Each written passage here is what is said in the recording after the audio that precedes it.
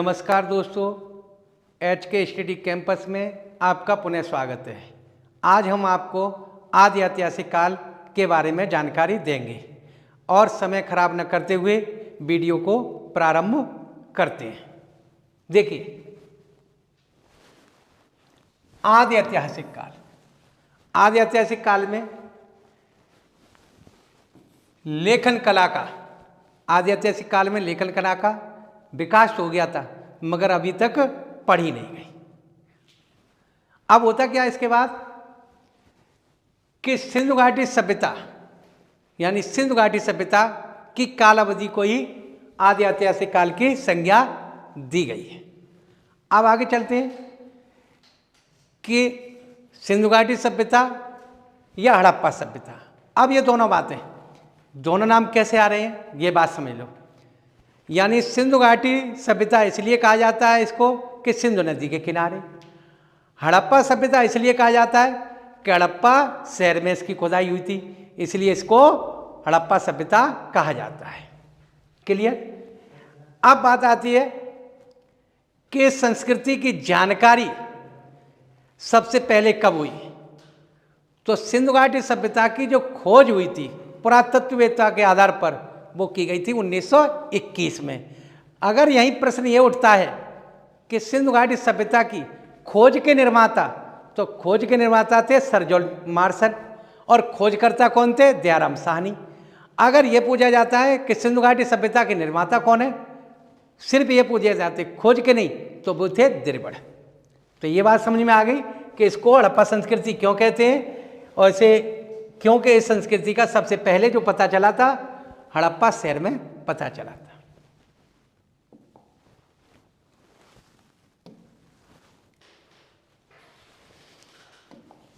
अब बात आती है कि सबसे पहले इस टीले की जानकारी यानी हड़प्पा के टीले की जानकारी सर्वप्रथम किस व्यक्ति के द्वारा दी गई, तो वो थे चार्ल्स मैन। चार्ल्स मैन ने सबसे पहले हड़प्पा के टीले की जानकारी या हड़प्पा टीले का उल्लेख किया। किसने किया था? इन्होंने। और कब किया था? 1826 में। कब किया था? 1826 में इसके सर्वप्रथम जानकारी दी। अब बात आती है कि इसका जो रहस्य छुपा हुआ था वो सामने कैसे आया। तो रहस्य जो छुपा हुआ था, रहस्य उद्घाटन, ये आया था 1856 में। 1856 में क्या हुआ था कि ऐसा था कि हमारे देश में ब्रिटिश सरकार चल रही थी, यानी इंग्लैंड का शासन था हमारे देश में। तो वो उनकी सोच ये थी कि हम अपने साम्राज्य का विस्तार कैसे करें। तो जब साम्राज्य का विस्तार करेंगे तो व्यापार बढ़ाएंगे। तो व्यापार बढ़ाने के लिए उस समय पटरी बिछाई जा रही थी पूरे देश में। तो वहीं पर 1856 में कराची और लाहौर के बीच रेल पटरी बिछाई जा रही थी। तो बिछाने के दौरान कुछ साक्ष्य प्राप्त हुए, तो इसलिए रहस्य प्राप्त हुआ। वो किसके थे? हड़प्पा के थे। अब आती है बात कि हड़प्पा सभ्यता का या सिंधु घाटी सभ्यता का जो भौगोलिक विस्तार कैसे पता चला। अन्वेषणों, उत्खननों यानी अन्वेषणों, उत्खननों और शोध कार्यों से पता चलता है कि हड़प्पा सभ्यता केवल सिंधु घाटी क्षेत्र तक ही नहीं, अन्य क्षेत्रों में, पूरे देश में, अफगानिस्तान में और बलूचिस्तान तक फैली हुई थी।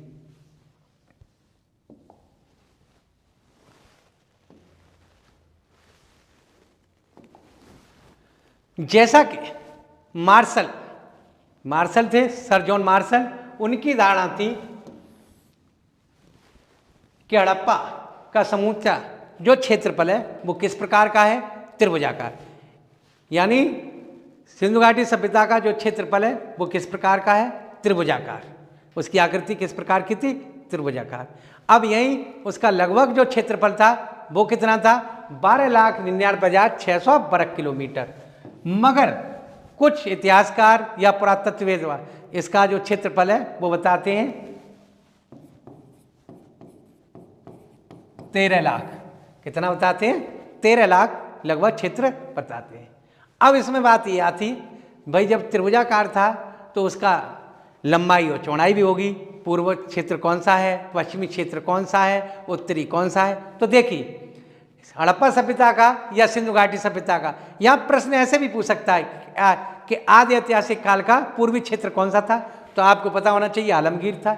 या ऐसे पूछ सकते हैं कि हड़प्पा सभ्यता का उत्तरी क्षेत्र कौन सा था, तो ये पता चल जाएगा कि मांडा था जम्मू कश्मीर में। तो इसी प्रकार से प्रश्न पूछा जा सकता है। अब देखिए क्षेत्रफल क्या था कि सिंधु घाटी सभ्यता का उत्तरी सीमा मैंने बताया आपको मांडा, ये मांडा जो है जम्मू कश्मीर और चिनाब नदी के किनारे अवस्थित है।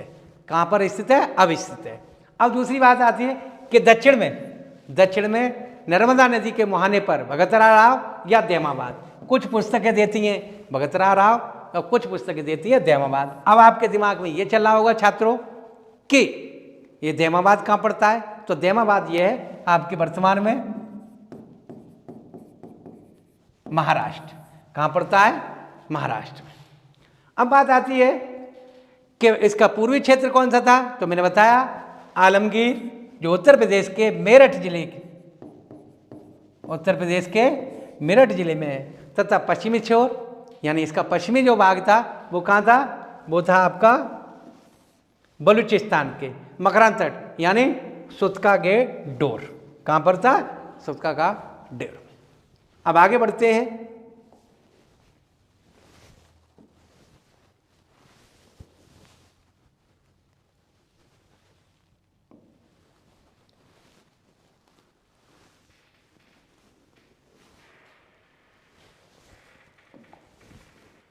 अब बात आती है कि हड़प्पा सभ्यता का या सिंधु घाटी सभ्यता का लंबाई और चौड़ाई कितने किलोमीटर थी।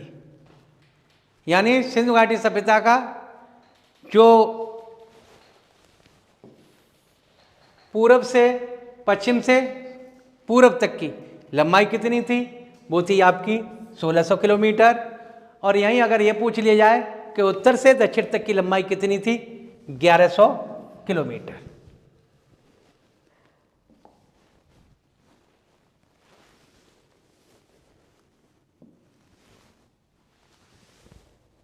अब बात आती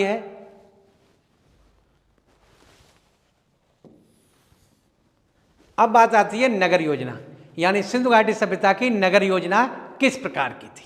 तो देखिए यही सबसे बड़ी बात, यहां से ही प्रश्न बहुत ज्यादा आते हैं कि सिंधु घाटी सभ्यता की नगर योजना किस प्रकार की थी। यानी सबसे ज्यादा विशेषता यही थी, यहाँ की सबसे मेन बात थी सिंधु घाटी सभ्यता की नगर योजना। क्या थी? जो नगर जो भवन बने थे वो विशेष तरीके से बनाए गए थे।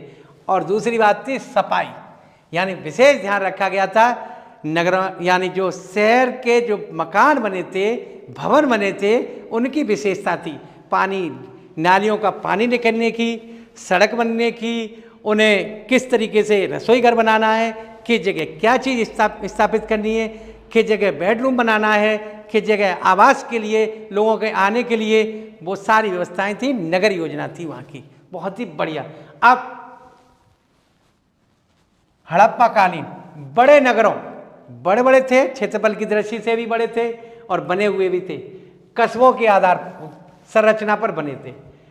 सड़कें और गलियां एक योजना के अनुसार, यानी मैंने बताया कि जैसे आधुनिक युग में, आज के दौर में, वर्तमान समय में जो मकान बनाए जाते हैं कि रोड चौड़े होने चाहिए, आने का जाने का साधन सही होना चाहिए। इसी आधार पर उन्होंने जो गलियां बनाई थी वो सड़कें, गलियां एक योजना के अनुसार निर्मित की गई थी। अब दूसरी बात आती है, इनका जो मुख्य जो मार्ग था वो कहाँ से था? उत्तर से दक्षिण की ओर जाता था। कहाँ जाता था? उत्तर से दक्षिण की ओर जाता था। वहीं क्या था कि सड़कें एक दूसरे को, या गलियां मुख्य मार्ग पर समकोण पर विभाजित थी। कहाँ पर? समकोण, एक उनको काटती थी और वो क्या थी? समकोण पर विभाजित करती थी। सड़कें एक और कितनी बड़ी होती थी? 9 फुट से 34 फुट चौड़ी थी। चौड़ाई भी थी उनकी, लंबाई तो जाएगी बहुत दूर तक, उत्तर से बता रहा है, मैंने बताया उत्तर से दक्षिण तक, मगर उनकी चौड़ाई कितनी थी? कम से कम 9 और अधिक से अधिक 34 फुट थी।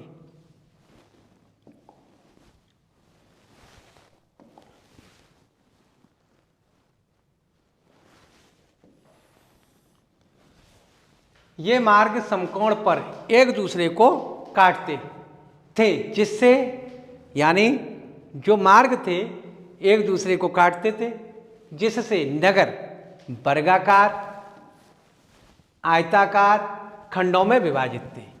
यानी जो मकान थे जो बने थे, नगर बने थे, वो किस प्रकार के बने थे? वर्गाकार और आयताकार खंडों में विभाजित हो जाते थे। हड़प्पा कालीन नगर योजना का एक अन्य महत्वपूर्ण पहलू पृथक आवास। इन्होंने क्या कर रखा था कि इनका एक और महत्वपूर्ण विशेषता थी, और वो क्या थी? नगर जो था दो भागों में, नगर जो था वो कितने भागों में विभाजित था? दो भागों में। एक निचला नगर और दूसरा था दुर्ग नगर। अब होता क्या था कि निचले नगर में व्यापारी, दस्तकार एवं शिल्पकार, और जबकि दुर्ग नगर में पुरोहित, शासक निवास करते थे। आप समझ गए? निचले नगर में कौन रहते थे? आपके शिल्पकार, दस्तकार, व्यापारी, और जबकि दुर्ग नगर में वो रहते थे आपके पुरोहित या शासक निवास करते थे। अब बात क्या थी कि सबसे चौड़ा जो राजमार्ग था वो कौन सा था? वो था मोहनजोदड़ो में 10.5 मीटर चौड़ी सबसे प्रसिद्ध सड़क को प्रथम सड़क कहा गया। जो मोहनजोदड़ो की एक सड़क थी उसको प्रथम सड़क कहा गया।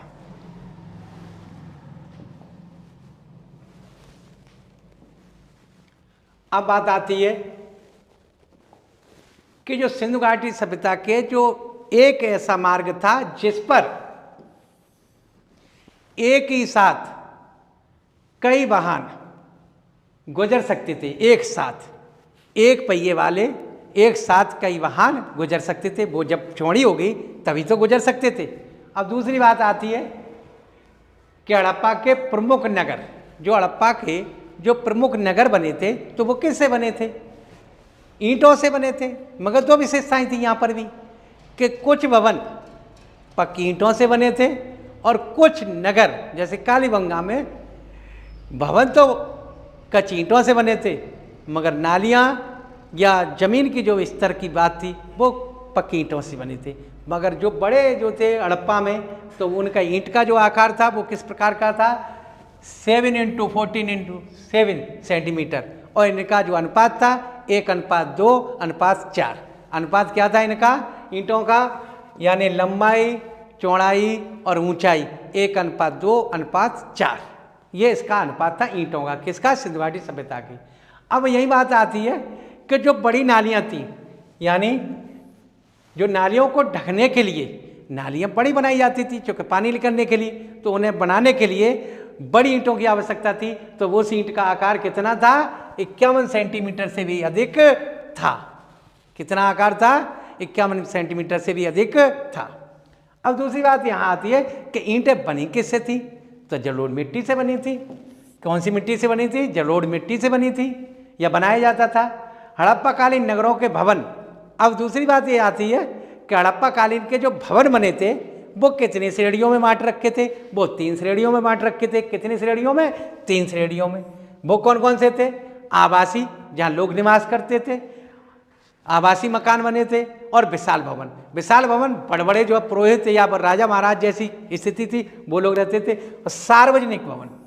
अब सार्वजनिक भवन में अन्नागार आ जाता था, स्नानागार आ जाता था, और भी कुछ चीज़ें अन्य आ जाते थे उसमें व्यवस्था में।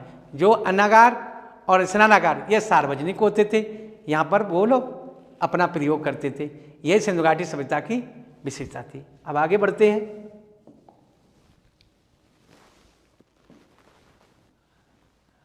अब बात आती है कि सिंधु घाटी सभ्यता की विशेषता जो नगर योजना की थी वो किसके आधार पर थी? बेबीलोन, यानी बेबीलोन यूरोप में पड़ता है। ये बेबीलोन की तरह सिंधु घाटी सभ्यता में भी जो आंगन की मूलभूत विशेषता थी वो क्या थी कि आंगनों के एक ढके कोने में रसोई होती थी। रसोई आज भी हम अलग बनवाते हैं, तथा मकान के भूतल पर भंडार कक्ष। अरे भाई सीधी सी बात है, आज भी अगर हम बनवाएंगे तो कहाँ बनवाएंगे? भूतल पर भी बनाएंगे, जो भंडार गृह होगा। छत बनवाएंगे नहीं, क्योंकि ले जाने और ले जाने में कोई सामग्री चढ़ाने में हमें बड़ी दिक्कत होगी, तो भूतल पर ही बनवाएंगे भंडार गृह। और दूसरा स्नान गृह। स्नान गृह भी बने थे, आदि होते थे वहाँ पर, उसी आधार पर थे। किस आधार पर? बेबीलोन की तरह। अच्छा, पुरोहित जो होते थे वे बड़े घरों में रहते थे, जिनका आकार 69 इंटू 23.5 मीटर में ये बड़े होते थे। यानी पुरोहितों का रहना एक राजशाही था। पुरोहित एक अध्यापक होते थे, बुद्धिजीवी लोग थे, तो वो उनका रहने का स्टैंडर्ड, चाल चलन, उठना बैठना सब अलग था। तो वो उनके मकान या उनके भवन बड़े होते थे। उनको क्या कर रखा था? उन्होंने एक संघ या निगम के रूप में उन कार्यालयों को बनाए रखा था। कार्यालय के रूप में उनको प्रयोग में किया जाता था। अब दूसरी बात आती है कि जो भंडार गृह था, भंडार गृह हड़प्पा सभ्यता में 50 इंटू 40 मीटर के आकार में एक भवन मिला था। अब भंडार गृह में कृषि होती थी, व्यापार होता था, तो उसमें सामान रखा जाता था, अनाज रखा जाता था, और जो वस्तुएं थी, क्योंकि हमारा विदेशों से व्यापार था, मेसोपोटामिया से था, अफगानिस्तान से था, बहरीन से था, कई देशों से हमारा व्यापार था।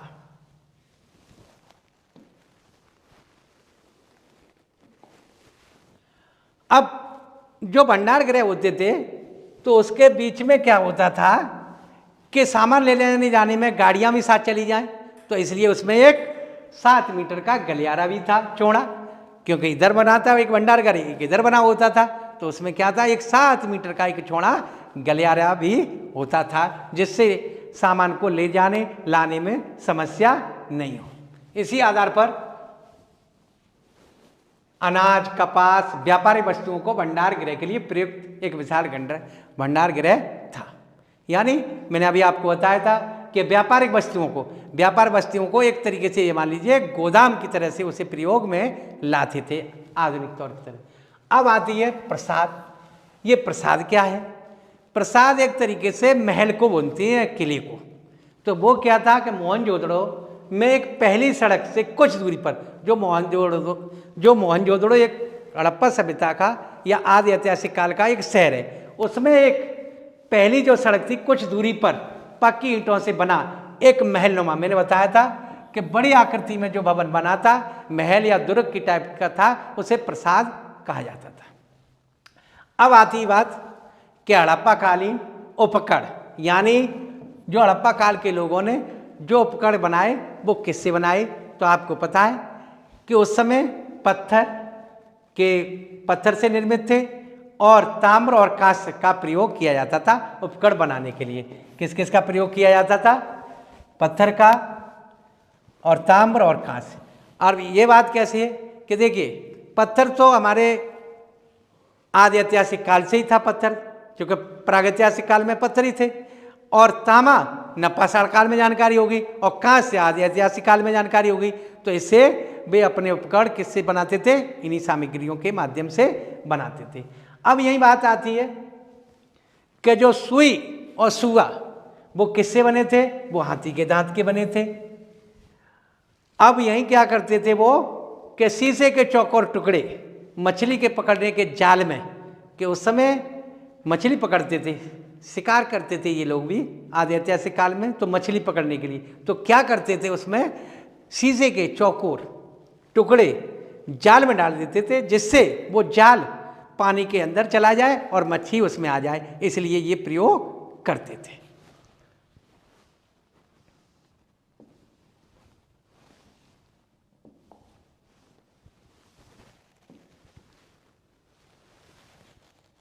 अब बात बहुत अच्छी आती है कि जैसे आपसे प्रश्न पूछा जाए कि चांदी का सर्वप्रथम प्रयोग भारत में, तो देखिए चांदी का प्रयोग तो किया ही था, मगर सिंधु घाटी सभ्यता में चांदी का प्रयोग भारत में हुआ था सबसे पहले या सर्वप्रथम।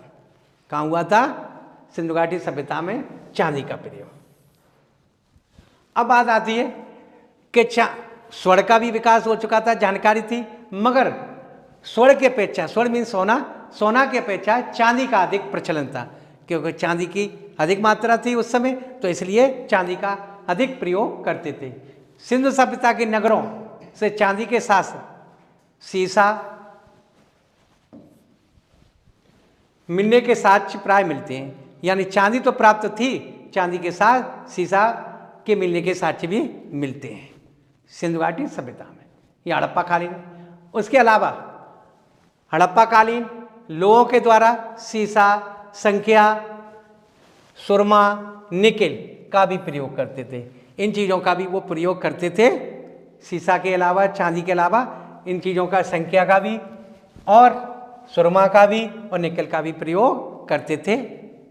अब बात आती है कि मिट्टी के बर्तन जो थे वो कौन बनाता था? जैसे आज आधुनिक युग में कुम्हार बनाते हैं मिट्टी के बर्तन, तो उस समय भी कुम्हार के चाक पर बनाए जाते थे। और बनाता कौन था? कुम्हार बनाता था मिट्टी के बर्तनों को। बर्तन रंगने के लिए जो गेरुआ रंग था, जो लाल करते थे या गेरुआ रंग का करते थे, वो कहाँ से आता था? वो फारस की खाड़ी के हॉर्मुज, आधुनिक में तो ये बंदरगाह है, उस समय भी ये बंदरगाह था, तो वहाँ से ये रंग यानी मंगाया जाता था।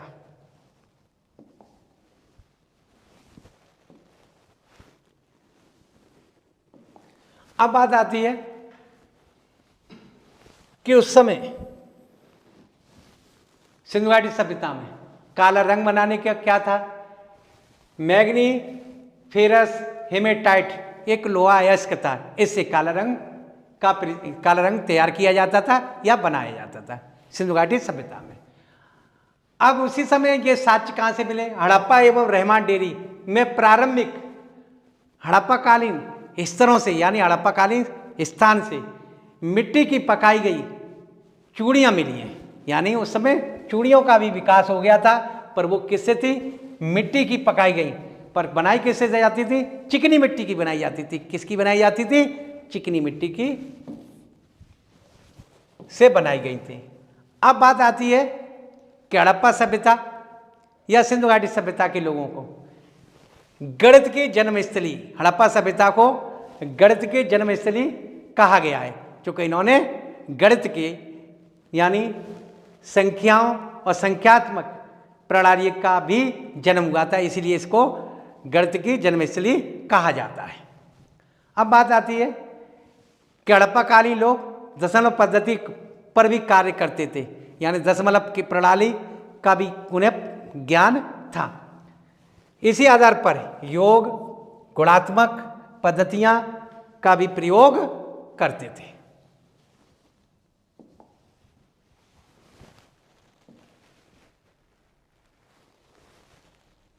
अब बात आती है हड़प्पाकालीन मुद्राएं, यानी हड़प्पाकालीन जो मुद्राएं थी, तो देखिए उस समय हड़प्पा काल में मुद्राओं को मोहर भी कहा जाता था। तो मोहरें जो किस प्रकार से बनी थी, वैसे ये है कि सिंधु घाटी सभ्यता में जो मुद्राएं प्राप्त हुई हैं सेलकड़ी या मिट्टी से निर्मित थी। किससे? सेलकड़ी या मिट्टी से निर्मित थी। तो देखिए बताया भी गया है सेलकड़ी की बनी होती थी। और मोहरें ही कहा जाता था। मुद्राएं तो आधुनिक में कहा जाता है, उस समय मोहरें ही कहा जाता था। वो अधिकांश वो बनी कैसी थी, किस प्रकार की उनकी आकृति कैसी थी?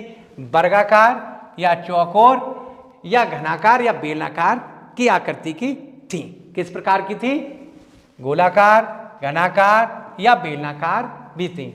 अब बात आती है कि आधुनिक युग की तरह या अभी वर्तमान समय की तरह कि उस पर चित्र किसके अंकित थे? तो उस समय सिंधु घाटी सभ्यताओं की मुद्रा पर या मोहरों पर मनुष्य, पशु, वृक्ष आदि की आकृतियां पाई गई हैं। उस समय मनुष्य के चित्र और वृक्ष और पशुओं की आकृति छपी होती थी मुद्राओं पर या आकृति बनी होती थी। दिखाया भी गया, मोहनजोदड़ो से एक मोहर प्राप्त हुई थी, उस पर पशुपत शिव की आकृति मिली है उस पर। इसमें एक चौकी पर यानी एक पद सावन में ये योगी टाइप के एक वो मिले हैं, तो वो किस पे? त्रिमुखी शिव, इसी को योगी दर्शाया गया है यहाँ हड़प्पा सभ्यता में। तो वो किस पर मिले हैं? एक चौकी पर बैठे हुए पद्मासन मुद्रा में बैठे गए दिखाए गए।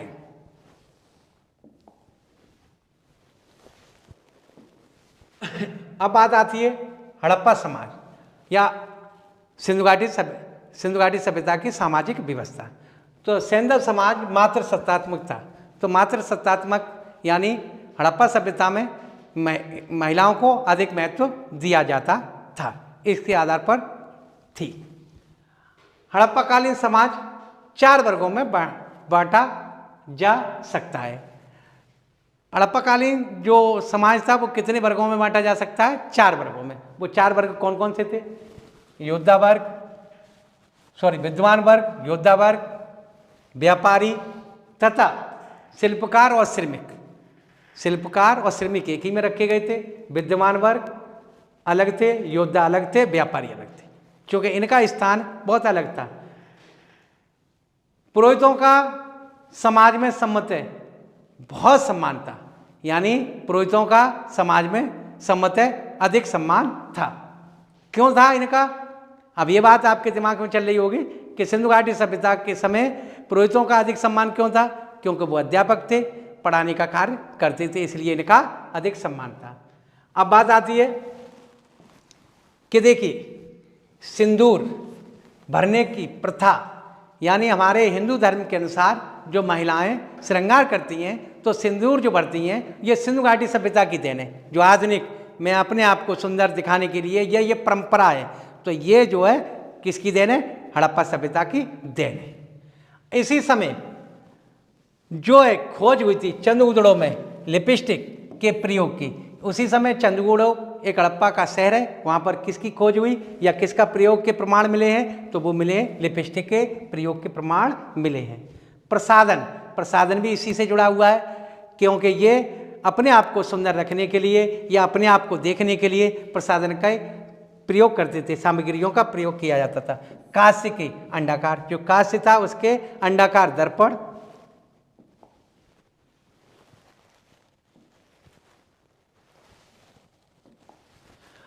और हाथी दांत के विभिन्न प्रकार के कंगे,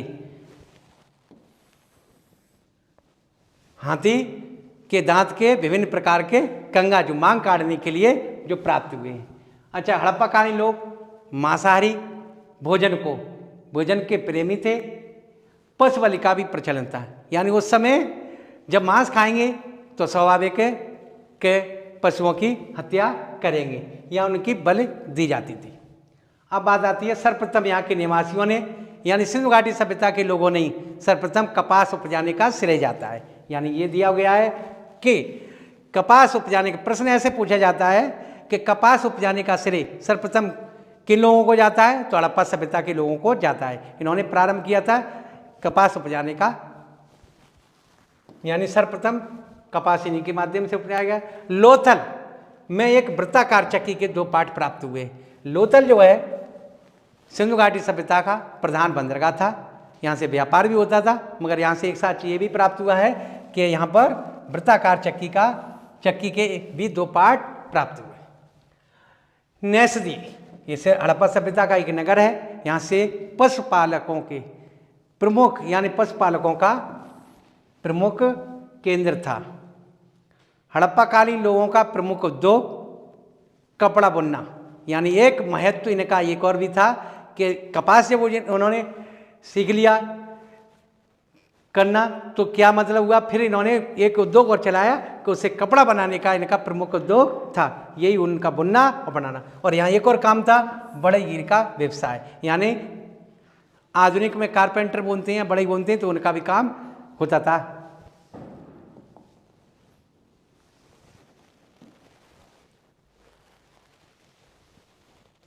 अब बात आती है कि कपड़ा बुनने के अलावा और भी उनके कई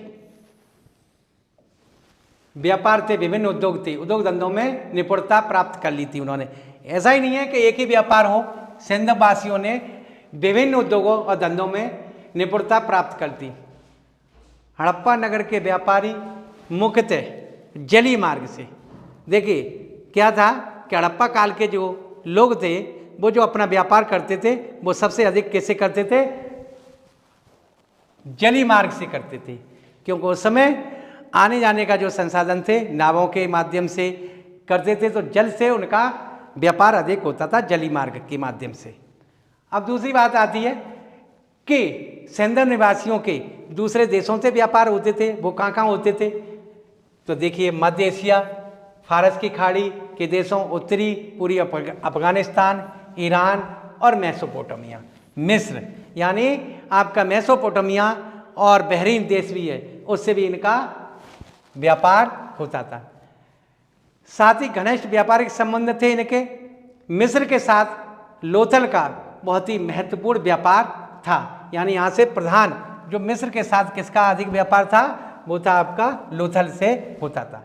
अब आती है बात कि हड़प्पा कालीन धार्मिक मान्यताएं, यानी हड़प्पा काल के जो लोग थे उनमें धार्मिक या धर्म के प्रति भी लगाव था।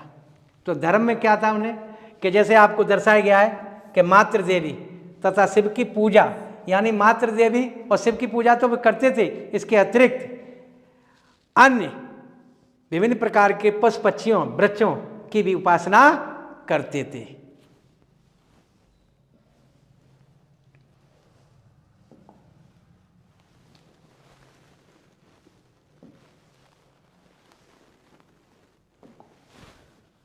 अब सेंधर सभ्यता में सबसे ज्यादा किसको महत्व दिया गया, किस वृक्ष को माना गया, पवित्र माना गया या महत्व दिया गया है, तो वो है पीपल। कौन सा है, पीपल वृक्ष को यहाँ के लोगों ने सबसे अधिक महत्व दिया है, हड़प्पा सभ्यता के लोगों ने। अब लोथल तथा कालीबंगा के पुरा स्थलों से अग्नि वेदिका यानी अग्नि कुंड अथवा यज्ञ वेदिकाओं के साक्ष्य प्राप्त हुए। अग्नि कुंड या यज्ञ वेदिकाओं के साक्ष्य, यानी यज्ञ वगैरह होती थी, उनके साक्ष्य प्राप्त हुए या मिलते हैं। सेंधर सभ्यता के अंतर्गत मूर्ति कला का भी विकास हो गया। यहाँ के नगरों की खुदाई में धातु तथा मिट्टी की मूर्तियाँ प्राप्त होती हैं। जब सिंधु घाटी सभ्यता की खुदाई हुई तो उसमें धातु की तथा मिट्टी की भी मूर्तियाँ प्राप्त हुई। इनका निर्माण सेलखड़ी, चूना पत्थर, बलुआ, स्लेटी पत्थर आदि से किया जाता था। पहली मूर्ति, जो पहली मूर्ति सिंधु घाटी सभ्यता में या प्राप्त हुई या वो किससे बनी थी, पहली मूर्ति हड़प्पा सभ्यता में, तो वो बनी थी लाल बलुए पत्थर की बनी थी। और मोहनजोदड़ो, चंद्रगुदड़ो, लोथल, कालीबंगा आदि से भी मूर्तियां प्राप्त हुई।